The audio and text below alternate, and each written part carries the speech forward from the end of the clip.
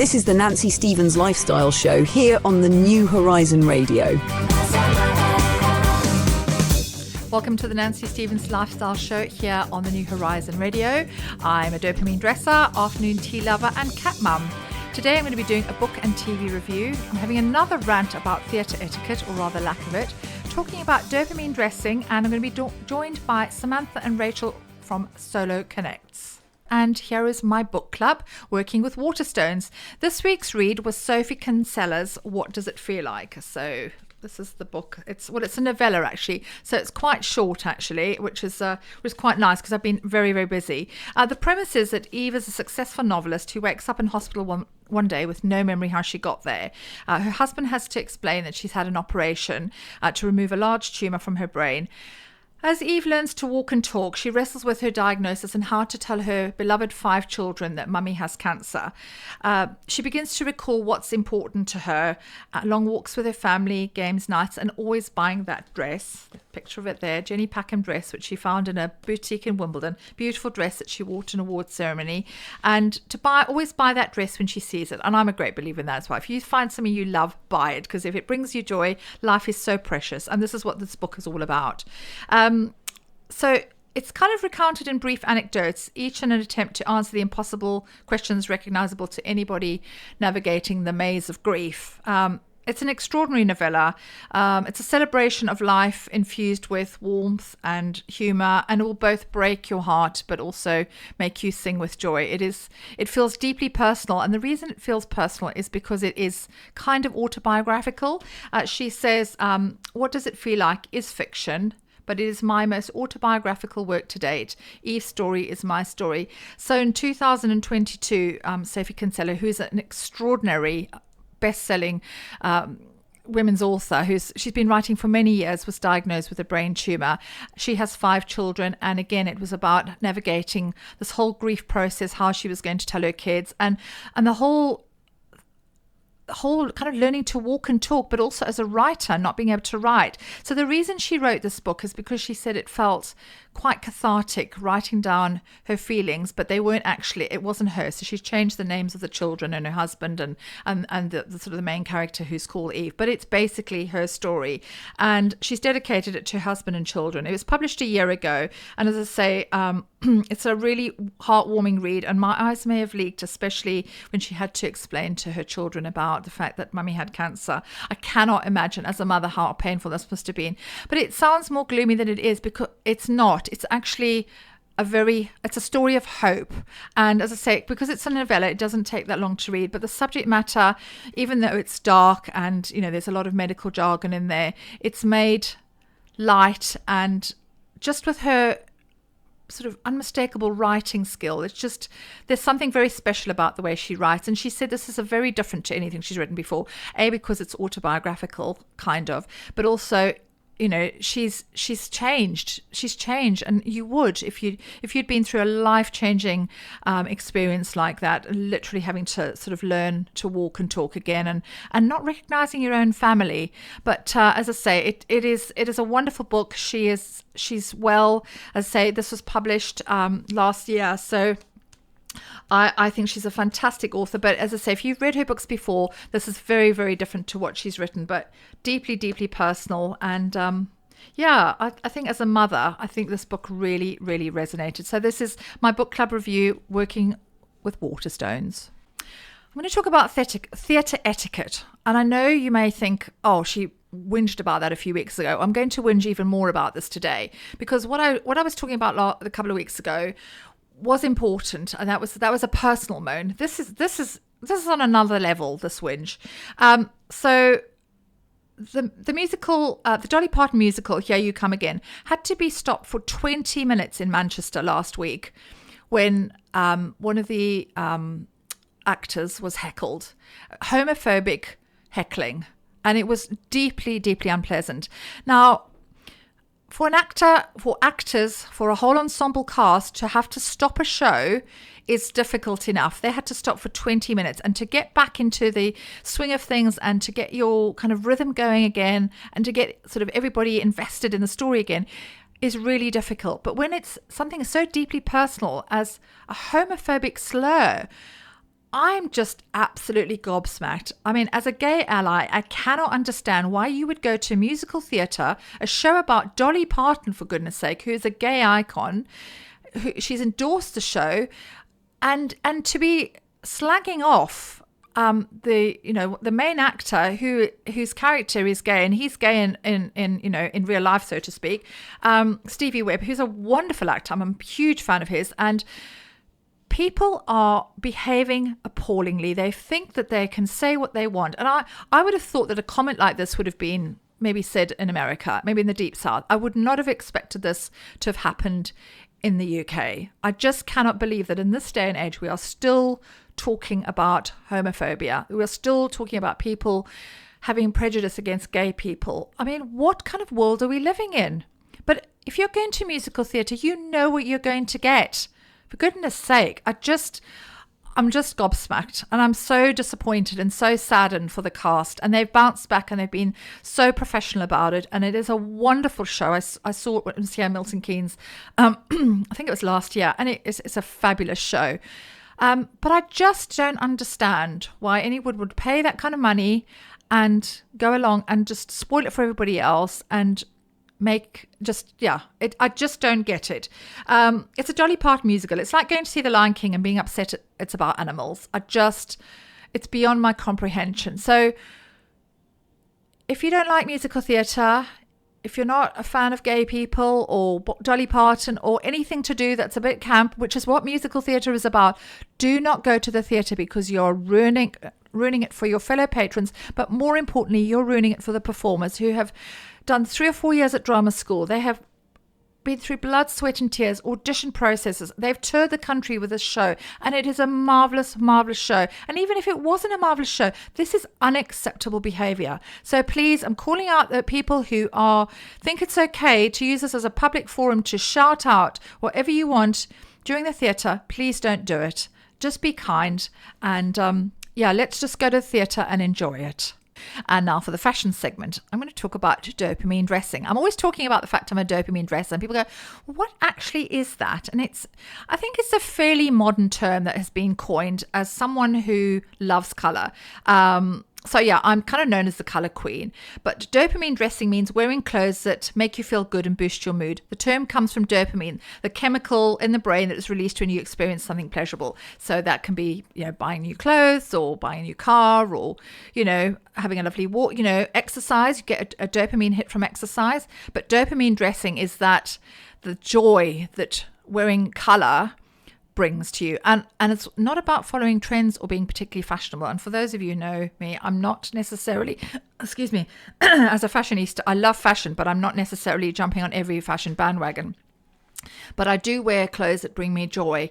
But what I love about the fact that when I do wear something really colorful, the impact it has on other people around me is so far reaching, and that brings me so much joy as well, because people always say, I love what you're wearing, I love the color, and I'm not doing it to get compliments. I just love the fact that we live in we are in the depths of winter still. It's freezing. In my head it's spring, which is why I'm wearing spring colors, but we need to get out of this whole habit of wearing dark colors and blacks and navies and grays, because it doesn't enhance our mood. I know it's practical, but it's very, very boring. So today I'm actually wearing it's quite a bright pinkish or salmon pink top from Hobbs with a frill and a floral. And then, as you can see, I'm just going to stand up quickly there. I've got a green trouser on, which is completely color clashing or color popping as well, which is a really nice thing to do as a different way of dressing. So normally wearing a bright green trouser, you'd maybe wear something a little bit cream or a little bit subdued because it's bright. And people have said to me, those trousers are lovely, I'm not brave enough to wear them. I think, well, why not?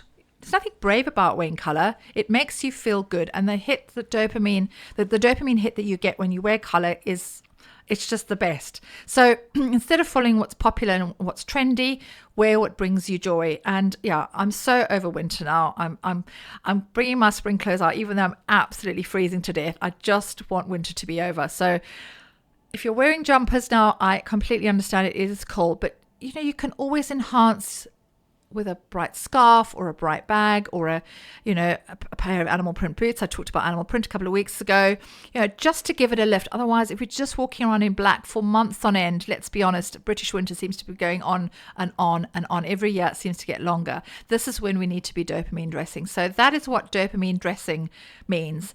And I would recommend, in terms of buying your clothes, shop ahead 2 months ahead of what it's going on outside weather-wise, because even though it's freezing cold, we're in spring from a retail perspective. So all the spring colors, all the spring brights are out now, and it's just wonderful. So let's put winter behind us. Let's still stay warm, but let's stay colorful.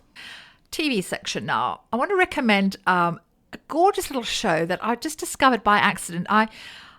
There's lots on television at the moment. It's the best season in terms of shows, but I was just kind of wanted something gentle and light-hearted and not something that everybody was talking about. I don't like that pressure. If something is really popular, I tend not to jump on that bandwagon, because I don't know. I think it's like when Friends came out all those years ago. I didn't want to watch it because everybody was talking about it. So I like to find things on my own time. I'm a bit stubborn like that.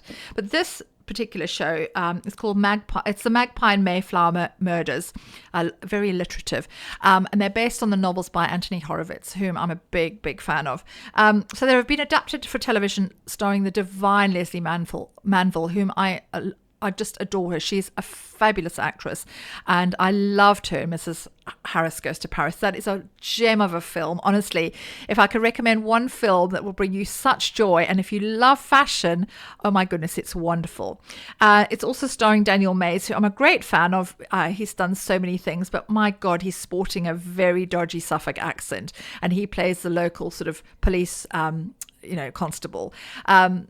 It's what I love about it, it's a mystery within a mystery, and it's quite unique. It's like a Russian doll, so you just keep taking off sort of these layers.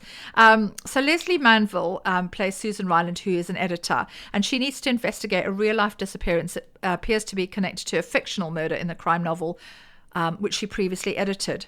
Atticus Punt, who is a Poirot-style detective, kind of pops up and makes an appearance, but he's a figment of her imagination, and she takes the case, leading to her to delve deeper into the fictional story to uncover the truth behind the missing person in the present day. It sounds complicated, but it works really, really well. So you've got a mystery within a mystery, and what I absolutely love is that each character plays two. So Leslie Manville will play. She's the modern protagonist, but it switches between the 1950s and present day. So Daniel Mays, for instance, is a sort of 1950s bumbling copper, and then he's a present day copper and working on a modern murder mystery. And it's really, really interesting. You think, oh, how's that going to work? But I love the contrast with the costumes and the period of, where it's set in Suffolk. It's just beautiful, and also set in Crete. The costumes, the clothes, everything. It's just a wonderful gem of a show. It really, really is. And I cannot wait for the third series, Marble Hall Murders, which I think comes out later this year. It's available on iPlayer, but it's one of those little gems. So that's my television highlight of the week. And I'm very excited to have two lovely ladies, Sam Poole and Rachel Allen, who are two single mums and business owners from Milton Keynes, fed up with the horrors of online dating. And I feel your pain, ladies. They're on a mission to bring back old school dating with lots of fun events designed to get single people talking to each other in real life. And they've set up Solo Connects. Welcome, ladies. Thank you. Welcome. Thank you for having us. Yeah, so I've never had two guests in, so this is going to be fun. Three women all talking about dating disasters. This could get quite animated. But obviously, we've all sat at home swiping on those ghastly apps. I mean, honestly, there's nothing more disheartening. Is this what inspired you to set up Solo Connects? It was indeed. We've known each other a long time, and we both have child-free weekends together, don't we? And one weekend we did our normal meet-up in Canal Street Coffee, and I was like, right, how's it going? Not good. And Rachel was just not good, and she was like, how's it going for you? And I was like, nah, non-existent. Like, I'm not on it anymore. I really don't like it. It's not making me feel great. And then Rachel said, why don't we've talked about this for ages, why don't we just try and get 20 people to the pub? That was all it was ever meant to be, 20 people down the pub once a month. We kind of looked at each other and went, do you think we can pull that off? And we're like, yeah, we know quite a lot of people.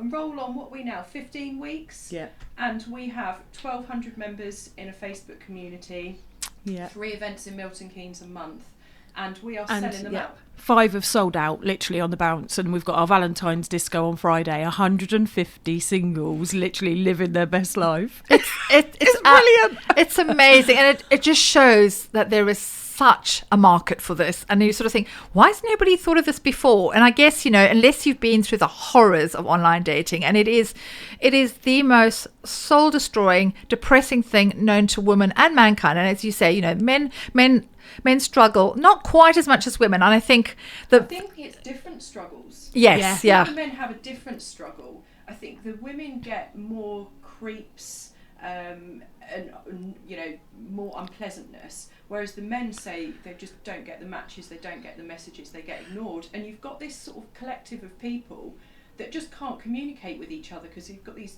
2-dimensional apps that are just sort of sucking all the life out of everything.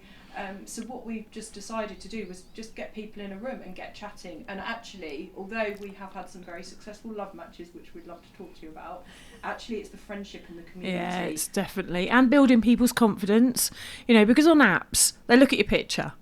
And if you're not the right size for them, it's a swipe. I've been asked, what is your dress size? Oh my God. So rude. So rude. Because you wouldn't do that to them. No, so what makes it acceptable to do it? Yeah. And you wouldn't walk up to a person in a bar, would you, and go, oh, I really like you, you're really fit, but what's your dress size? Yeah. Like, it's the be-all and end-all of life. And unfortunately, funny you should say that, because on my last show, I actually talked about sizes. I actually talked about the fact that A, there's no such thing as a standard size, and B, why are we determined by our size, and why does it make such a difference? Who cares? Nobody goes around looking at the labels. Why are we so judgy? It really doesn't matter. And there is literally no such thing as a standard size. I was talking about the fact I've got 4 dress sizes in my wardrobe, and that is a little bit to do with sort of weight fluctuation, but mainly because there is no such thing as a standard size. And does it really matter? No, it doesn't make you any less of a person whether you're an 18 or an 8.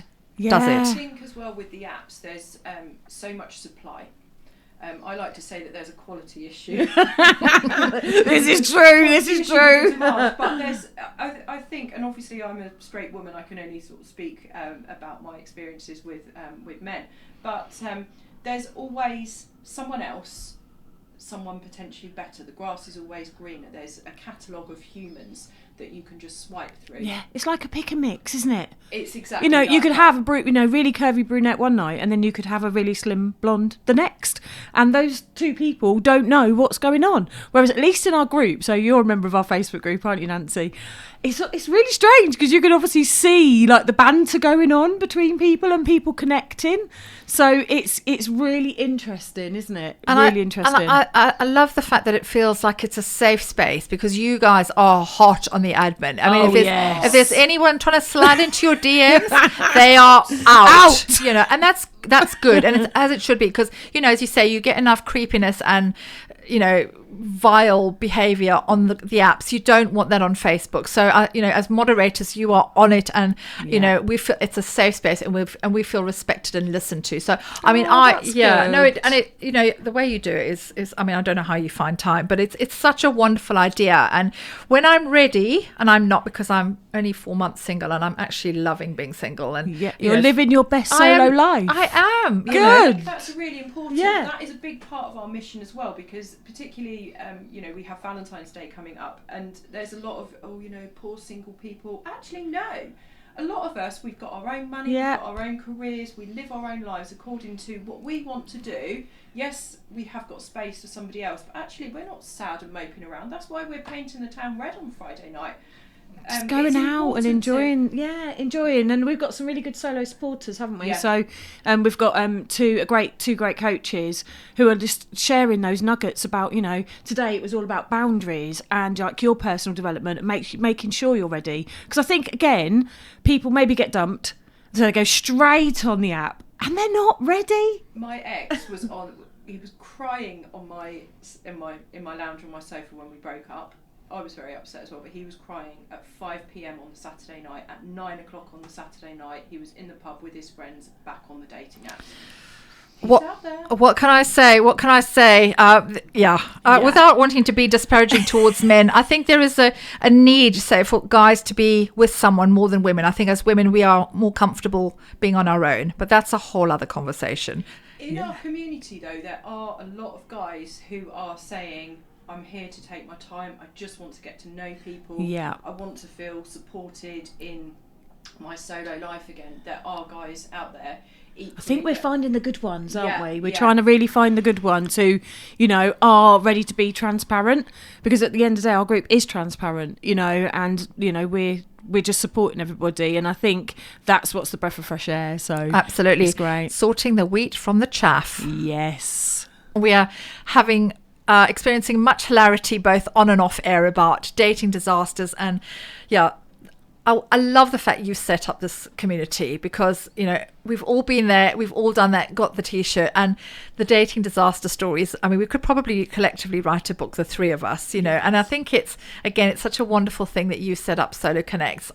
It's a genius idea, and I sort of think, why has no one thought of this before? So did you have a light bulb moment?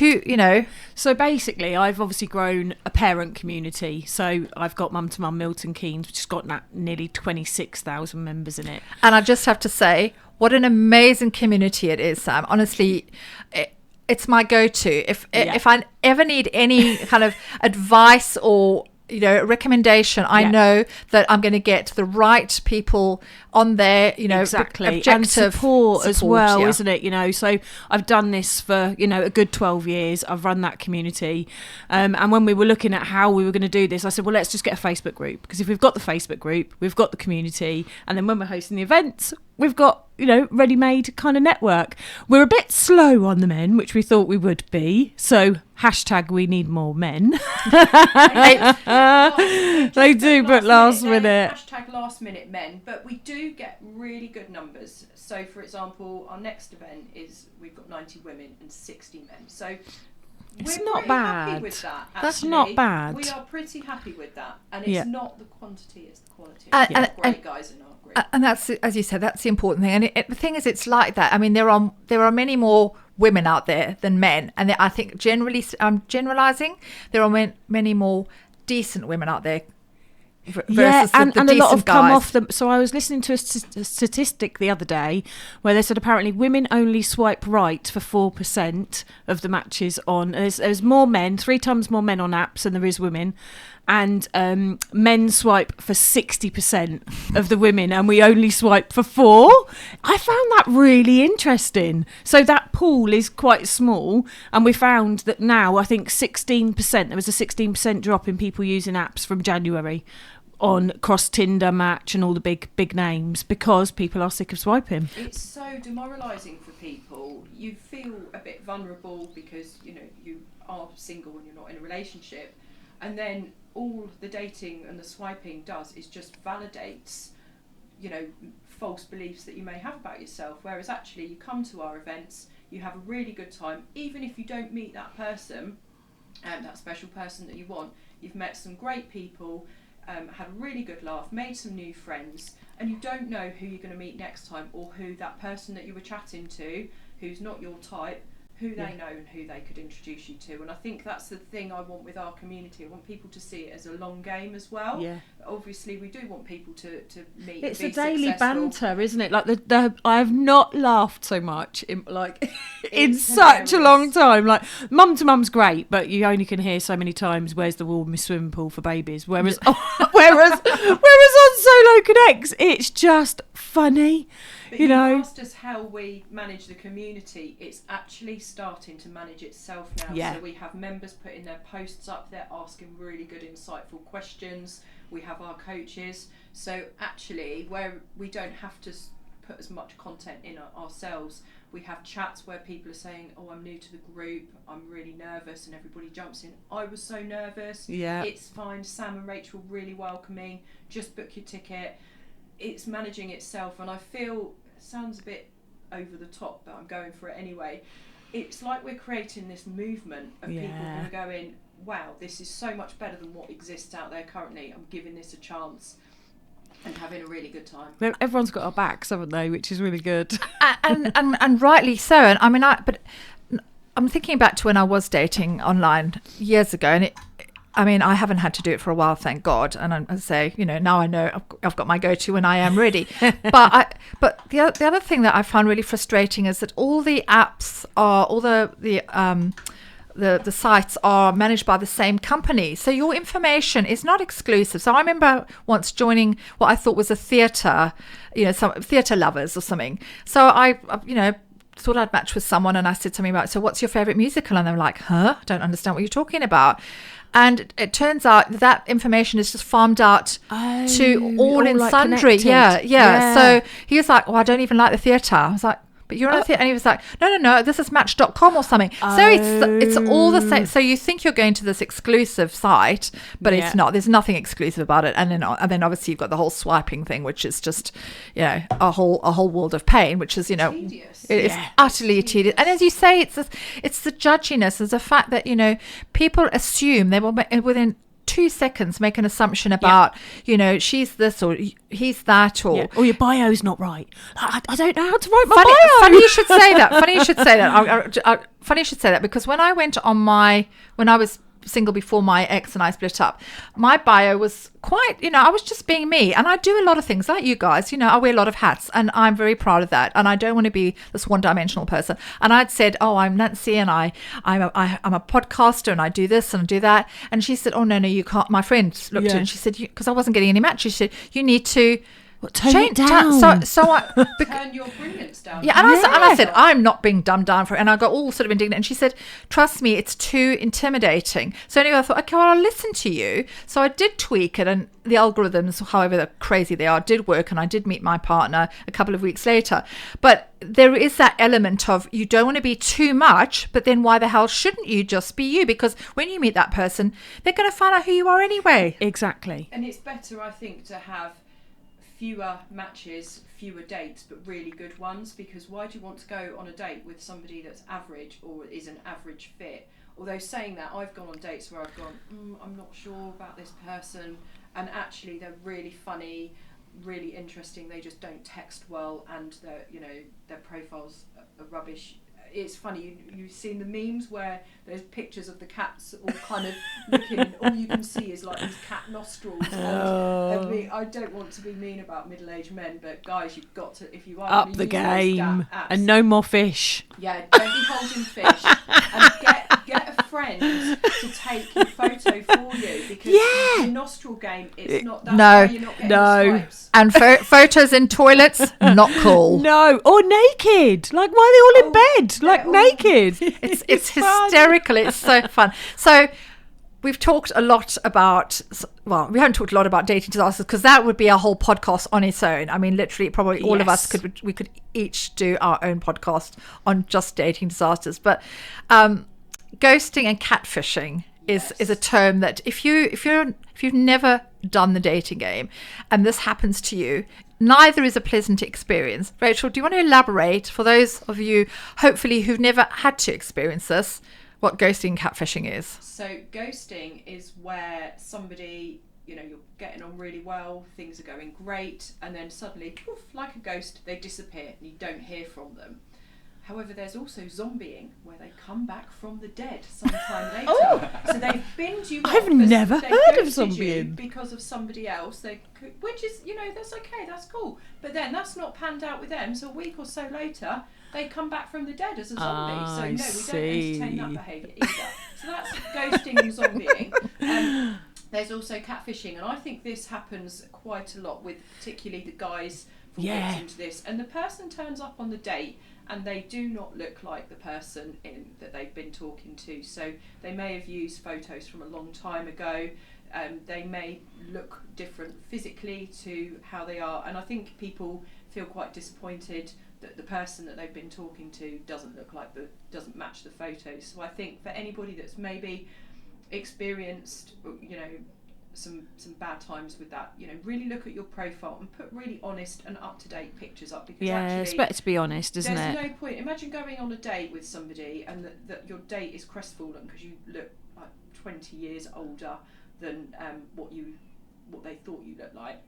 Why put yourself through that experience? You're only going to come away feeling rubbish. You might as well do the best that you can with the Yeah. profile that you've got. Put really nice photos of you, but look like who you truly are. So these are real modern phenomena, I think, Yeah. at the moment. And it's causing all manner of grief. And I think both of those experiences are just chipping away at people's confidence. And that's why they're struggling with the dating. And you have a very funny story, which I'd like you to relay to the listeners about hashtag Where's Gary. So tell us a little bit about Night Nurse Gary. So Gary was a gentleman, and we spoke on an app quite a lot. We were having a lot of contact over the course of a week. We were discussing when to get together for a date. We hadn't pinned down the specifics, but a date was happening. We were getting to know each other. Gary was great. Gary messaged me to say that he wasn't feeling too well and he was dosing up on some Night Nurse. And I messaged Gary a little bit later to say, "Oh, really sorry to hear you're feeling poorly. I hope you're okay." And I've never heard from Gary again. Gary from Northampton, where are you? Gary from What did you Northampton do? is Why did you waiting. do this to my friend? Well, I just want to know that you're all right. Are you okay? What happened with that night nurse? What was it laced with? I think he took too much Night Nurse, or maybe he had a Night Nurse visit him, and Well- she was amazing, and then that's why you've never heard from him. Yeah. Maybe. Whatever the outcome, Gary, there's no beef, but just, Let me know you're all right. if you think you know Gary, just get us a message. We know what happened. The thing is, it does. Joking aside, it does make you feel so vulnerable and makes you feel so disillusioned because you think, well, is it me? And unfortunately, 100%, we as women particularly, we do look inwardly and we do blame ourselves and Yeah. am I not thin enough? Am I not clever enough? And it's. It makes you feel rubbish, and especially because for me, I've been separated 8 years, only really had sort of like a couple of relationships in that time. So then when I step into the dating game, it's really brave for me because it absolutely petrifies me. So to be getting on with somebody really, really well, and then talking sometimes for up to a week, and they go, right, well, should we arrange a date? When are we going to arrange a date? Arrange a date, and then on the day, sorry, not happening, sorry, I'm too busy, or then just going completely silent. Like, ghosting is awful. And I think I shared as well before, one of our members went to a restaurant on a Friday night, got all herself all dressed up, ready to meet this guy, and he didn't turn up. Like, who does that to a person? Who thinks in 2025 that is acceptable to leave a lovely woman waiting at a restaurant for you to come and you just can't even be bothered to turn up?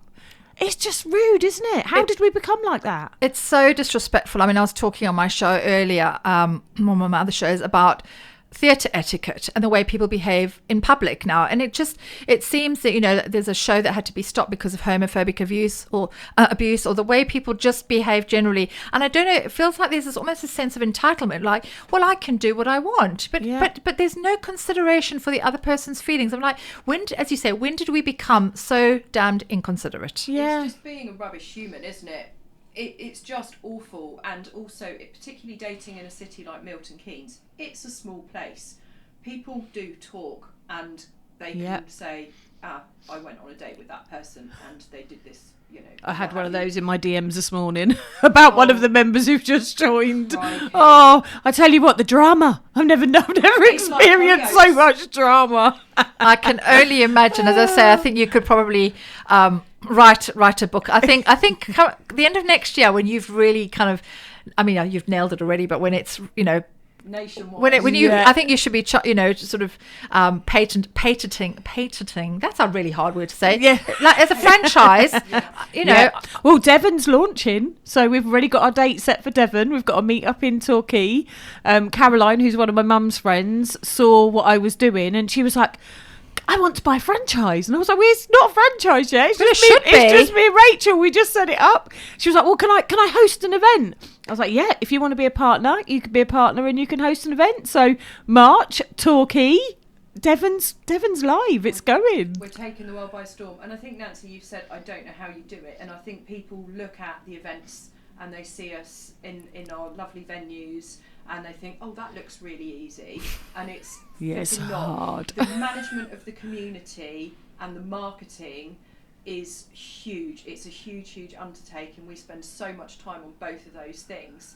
And the thing is though, we're professionals. We know what we're doing. You Yeah. have been building communities for years. We've been running and hosting events and networking. And I think it's the marketing love for 20 matches, years. isn't it? It's that our first love match. Every time it just gets a bit rubbish, I go back to Dee and Steve, who were our first event. Can we talk about Yes, that? yeah, we'll talk. Yeah, we'll just amazing. We have a success story. We have a love story, and I know that Solo Connects is about friendships, and I think that's as important because you need the friendship before the romance. But tell me about the success story, because that must make your little heart sing. So Dee was the very first lady to walk through the doors of Solo Connects. The doors being a few tables that we'd managed to blag at the pub. On our very first launch night, but she walked in, she was absolutely terrified. She didn't know what this thing was all about. We obviously sat down, got her a drink, made her feel welcome, and as the room filled up, there was a gentleman, Steve. He said that she took his breath away. He sent her sent us a little message saying like she took my breath away. We just got on really, really well, and he was like, I was so pleased I had the courage to ask for her number. And so he was brave. Ever since. Yeah, and then at Christmas, I was shopping and I was feeling a little bit depressed because it was like another Christmas on my own, like 8th Christmas. Even my little boy got me these special earrings because last year there was like nothing under the tree for me, and he was like, that's not happening this year, and so he got me his little earrings, and I was really like feeling just like a bit sad and emotional, and then Dee's little picture popped through, and it was of a beautiful heart necklace, and she was just like, I cannot tell you like how thankful I am of you two for like creating this community and creating this opportunity, and I've met someone really, really, really special, and I was just like, this is beautiful. That is so lovely. That honestly, that makes me so happy because it's a new thing. This is a new baby that you've birthed, and you already have a love match, and statistically that's pretty good odds, I would say. We've got quite a few bubbling, but we don't talk about them jinx it until they go Facebook official. If they go Facebook official, then we're all right to share it. So people let us know that it's kind of like a new dating thing, so we drop those stories in, and just everyone is absolutely buzzing for them. So it's wonderful, and then when we have to go heavy on the admin with the DM slides and people not following the rules and stuff, and then we get a love match and we take a little breath and we go, there's a reason it's why worth we're doing this, it. and it's worth it. And at the weekend, there was a couple who they basically said, oh, funny how we're at the MJ concert together, sitting next to each other. And that story was that he'd seen her at the mixer, wasn't brave enough, so asked me if I could ask her if like he was to friend request her, would she accept it, and would they chat on DMs?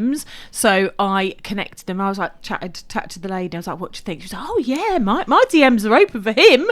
So literally connected them, and they're going on dates now as well. So it's brilliant. What's really interesting is when you see people come in and that first time, and they are terrified. And I think we forget because we run businesses and we walk into rooms where we don't know anybody, and we stand up and talk about you take our it for granted, businesses. really, don't you? Yes. Exactly that. And the confidence for him to kind of go from that rabbit in the headlights look to then asking, and building up that confidence. And actually he's like a different person at those events. He's so funny, so witty, really gets involved, really in the banter, funny, great support for us, brilliant sort of advocate for other members in the community. And from that first initial meeting at the event, just a totally different person because he's had that opportunity to really come out of his shell. And I think some people just need a bit of a helping hand. So Exactly. we're quite happy to be wing women, and we had an event where we had like the dogs come to the walk the other day, and there was wing woofs. They'd brought their little doggy friends, and it made them feel more comfortable to be at an event, which was lovely. Yes, because it's kind of that it's about the dog, because you can make a fuss of the dog. It doesn't have to be about the person. So I get that. But I mean, would you have ever said, I mean, both of you are successful businesswomen, and you've worn so many hats and done so many things in your lives, but that you would have ended up essentially being old-fashioned matchmakers? Have you ever seen Fiddler on the Roof? No, seriously, that is literally what happened in in the sort of the Jewish communities back in the day. So you need to watch Fiddler on the Roof. It's not an easy watch, not the happiest of musicals, but it is about there was actually someone who is a matchmaker in the village who will bring people together. And this not just doesn't happen just within the Jewish community. This happens within a lot of communities that there's various names for them, but they will be the matchmaker and they will bring people together. And it's like connectors. I do that in business kind of daily, so I think that's why I've kind of done this. But this bit's more fun because when you see happiness and people being happy, it's lovely. Yeah, we get to know a lot of people, and we've started. We can suss who. You two really need to have a chat, and we're waiting to see Ken again because we've got about 3 lined up for Ken, but we haven't seen Ken actually for a little while. Come on, Ken. Come back to the mixer. That's amazing that you can look at people and think, oh, that would work with that. But also what I think is invaluable is the sense of community that you've instilled, because Milton Keynes can be quite isolating. I don't find it necessarily that friendly, and we all live in our little estates, and we're very, an Englishman's spread out, isn't it? Yes, an Englishman's home is his castle, and we're very sort of in our little boxes, and never the twain shall meet. So I think the fact that you've created this friendship community is so wonderful, because it's very difficult, and us, we're very confident we can walk into rooms and do public speaking and stuff, but for the average person to go out, and if you're lonely and really struggling to meet someone, how do you do? And it's such a wonderful thing that you've done. We've created a little system, so you pop your name on the name badge, so it's easy for everyone to sort of identify, because you could be meeting and talking to like 15-20 people in a night, and it's difficult. And then if you're looking for romance, you put a little love heart sticker on, and if you're looking for friendship, you put a smiley face sticker on. And it's brilliant, because actually if you're not sure, or you just want to play a little bit safe, just pop your smiley face sticker on, and then everybody knows what your vibe is, and it just makes people feel a bit more comfortable. That's it. That is such a good idea. I love and also when you go to these events, you can never remember anyone's names as well, so that's awkward. So you've alleviated all that. So you're savvy women. Well, lots. My God, it's gone quickly. We've had such fun talking to Rachel and Sam from Solar Connects. Honestly, this is, I think, we could talk about this for hours. It's such a big subject. It really, really is. So tell me, how does it work in terms of, is it free? What's the process? So at the moment, because we're only literally 3.5 months old, so you join the Facebook group, which is Solo Connects UK Facebook group. That's free to join. And then we have 3 different events a month that you can join. So our mixers, £12. And then we have a coffee and cake, which is 15, and then we have a meal, which is usually around £25, and we're supporting the local businesses in Milton Keynes by trying out different restaurants. So we've had a great meal at Namji, and we've got Bistro Live, haven't we, this month? So it's really good fun, and people can kind of pick a mix with what events they feel comfortable with, because some people will only feel comfortable with coffee and cake for now, and that's cool, and that's kind of our friendship event. And then obviously the mixers, we try and get 50-50 split, which we're getting there. The February one, we're up to 60 men with 90 women. The women's tickets sell out really quick. They fly out, so we've got those. And then the meals as well, we're trying to get. We want to get to the point where you can have like on Love Island, when they have the starter with one person, the main with another person, and then the pudding with someone else. So we want to do those kind of things. So events free.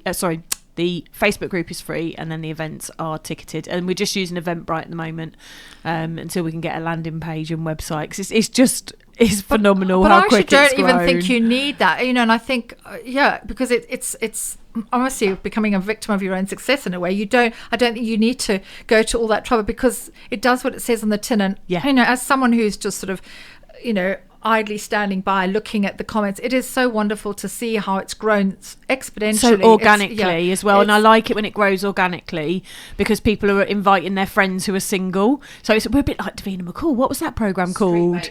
Street Mate. Do you remember years ago? So I like it growing organically. We're getting the right people in, and nice people in, which is super important to us. Although we have got the Facebook community, which is really important to help people get to see the vibe, and there's a few really strong funny characters in there as well. It's great for people to have had a bit of a chat, so they've got some conversation starters.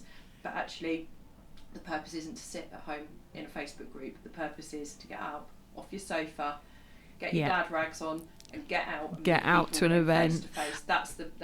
That's what we need people to be doing.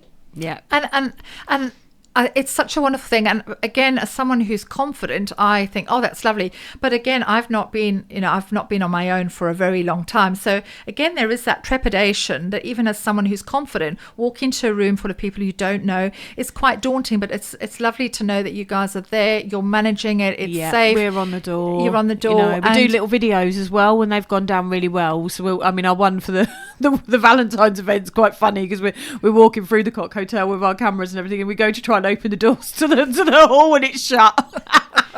So we didn't do very well there. Where to go, which door, where do they park? Yeah, all those are the practical things. And we really take our time and attention to sort of give people everything that they need to help make sure that they're comfortable. Yes, because also when you're in that situation, when you sort of trepidatious situation, nervous, anxious, you do not want to have to worry about where you're going to park or it's the logistics, because for a lot of people that's the biggest thing. That's the anxiety part, and that's why we've now got to sort of trained therapists, because whilst we're good at building communities, we're great at hosting events, we're not therapists, we're not dating experts, we're not relationship experts, we're not professional matchmakers. So that's why we've got the Solo Connect supporters in now, and Paul and Janet are just awesome, aren't they? Oh, you've got coaches, which is brilliant. Coaches in the group, because I think as well there's a real, people are sharing and they're being vulnerable in the group, and it's a responsibility to make sure that they're getting the support and things that they need. So they have a wide range of coaching, hypnotherapy, counselling skills between them, and actually it's great because they have a chat about their skills and what the temperature is in the group. This week, a lot of people are really worried about turning up on the Valentine's event, so we're talking about ways to regulate your nervous system. So actually, when you're pulling up outside and that wave of panic, and actually, let's be honest, it's the fear, it's the story you've created. I had it for the first two events, didn't I? And I was like, well, I can't not turn up because I'm the host. But I was so nervous, wasn't I? I was really nervous. I haven't been. Yeah, you've just been cool. I just roll in and don't let it bother me too much. But there's certain things that I do get nervous about. But so we've got some sort of advice and guidance to help people to just regulate their nervous system so that they do take that step and walk through the door.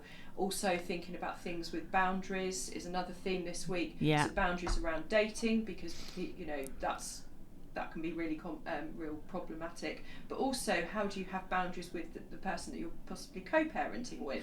And the questions, wasn't it? It was about asking questions and communication. And it's quite nice, actually. One of the members this morning I've actually still in contact with somebody. We kind of dated a couple of times, but there was a lot of stuff that I wasn't happy about. And she said, after the advice in this group, I now feel strong enough to say, no, this is what I want. And if you can't give me this, then I'm not interested. And I was like, yes. And it's giving that voice. Another thing, I could possibly help you with this going forward, is like what to wear on a day, because that's the first thing. It's like, what do you wear? And having done a lot of dating, I know, because it's all about feeling comfortable. Because a lot of people say to us, we know, what should we wear? And we always say, wear stuff that feels comfortable. But fabulous. Comfortable and fabulous. But sometimes you don't know what looks fabulous. No, and I would always say, that is not a time to experiment. If you're not somebody who wears a dress, do not wear a dress on a date, because you will be fiddling, and faffing and pulling and tugging. So, wear what you're comfortable with, but obviously you want to be a better version of yourself. So we could maybe talk about that. So, I like it. But I love the fact that, thank you, and I love the fact you've got coaches and you're doing this properly, and it's just a wonderful thing. And so we can find you on Solo Connect's Facebook. Yes. And I cannot wait to see. And maybe next time you come on, I would have come to one of your events, because I say I'm watching, and it's you can come for some friendship, because I think as well, when a relationship ends, often you lose joint friends, or you've got a big hole where you used to spend time with that person, and actually we're giving people a bit of sort of structure back to some of their evenings and weekends. So even if it's not romance that you're looking for, pop that smiley face badge on, get around and live your best solo life. Oh, well, you've summed it up beautifully, Sam and Rachel. Thank you so much. We've had such fun. And thank you for listening to the Nancy Stevens Lifestyle Show. You can contact the girls on Solo Connect's Facebook. You can message me on nancy@horizonradio.com, or drop me a DM. I'm giving you permission. _ Nancy MK on Instagram. Thank you for listening to the Nancy Stevens Lifestyle Show. Lots of love.